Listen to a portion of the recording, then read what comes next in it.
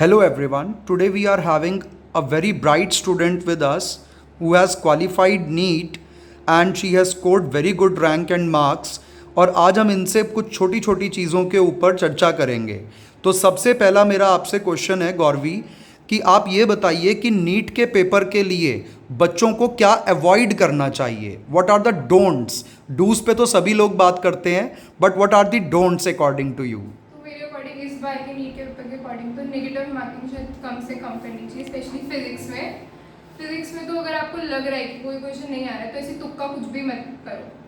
और दूसरी, पैनिक नहीं होना चाहिए सिचुएशन में, मतलब एग्जाम में वजह से बहुत टफ था और इसके लिए ना पैनिक करने के लिए हमको हार्ड से हार्ड मेरे ख्याल से क्वेश्चन पेपर अटेम्प्ट करने चाहिए। और हार्ड से हार्ड के अब तो जैसे डिफरेंट पैटर्न हो रहा है नीट का, तो ईजी हो या हार्ड हो, हर टाइप के क्वेश्चन पेपर अटेम्प्ट करने चाहिए।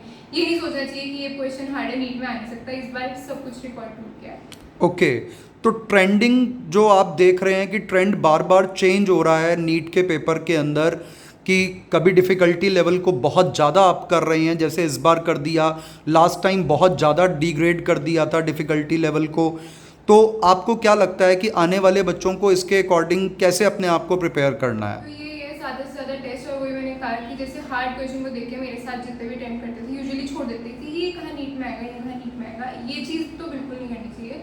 अब तो हर टाइप के इजी से इजी, हार्ड से हार्ड जैसे क्वेश्चन हो, हर टाइप के लिए प्रिपेयर होना चाहिए ज़्यादा। So one should practice each and every type of question for the trending for the current scenario, we can say. And what will you suggest to the students कि उनको क्या करना चाहिए?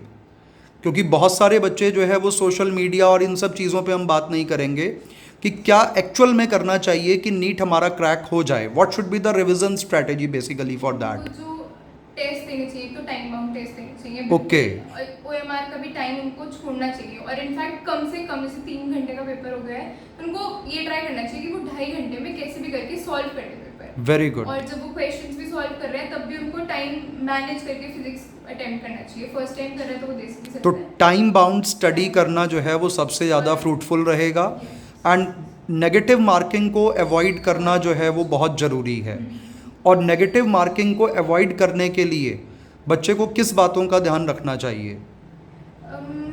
उसको तो वैसे क्वेश्चन देख के अगर लग रहा है लेंथी क्वेश्चन है, उसकी कैलकुलेशन ज़्यादा जानी चाहिए, तो उस टाइम पे उसको क्वेश्चन अभी लीव ही कर देना चाहिए। और बाद में अगर उसको टाइम मिले फिर ही वो अटेम्प्ट करना चाहिए। So one should move on the next question in case वो बहुत ज़्यादा टाइम कंज्यूमिंग हो रहा है। उसको लग रहा है या फिर उसको लग रहा है कि वो फॉर्मूला उसको याद नहीं आ रहा है, तो ओके।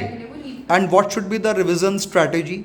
रिवीजन के लिए फिजिक्स में तो उसको हर चैप्टर के साथ एक फॉर्मूला चार्ट बना के रखना चाहिए। ओके। और हर फॉर्मूला, और दूसरों का फॉर्मूला चार्ट नहीं लेना चाहिए, खुद से खुद के नोट्स से बनाना चाहिए। So one should prepare the formula chart. And what about the chemistry? What will you suggest for the chemistry में एक बार एनसीईआरटी जरूर पढ़नी चाहिए और उसमें हाईलाइट कर लेना चाहिए इंपॉर्टेंट, ताकि लास्ट में तुम सिर्फ हाईलाइटेड टॉपिक पढ़ो। Okay. And in for biology? Biology में नोट्स, शॉर्ट नोट्स जो तुम्हारे पास हों टीचर्स के, और ज़्यादा से ज़्यादा एनसीईआरटी ही रिवाइज करो। जितनी बार एनसीईआरटी पढ़ोगे उतना ही अच्छा रहेगा। Okay, thank you so much.